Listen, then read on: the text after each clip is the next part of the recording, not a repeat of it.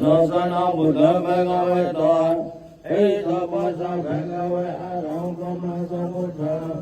ဝိသေသရဏသမ္မနောသဗ္ဗေတံကဝေတံအာမန္တရပါရသသမဇာရတိ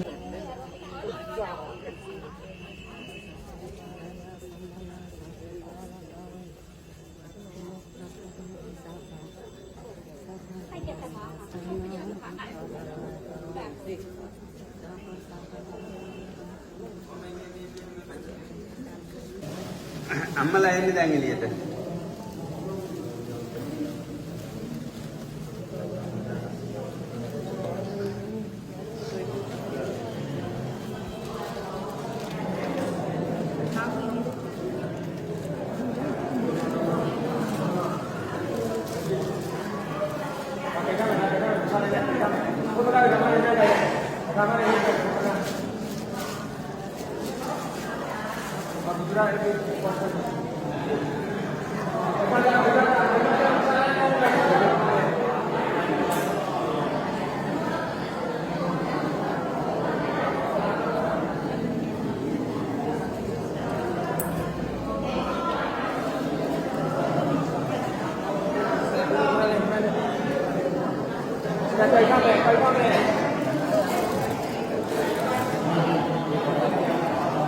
Thank you.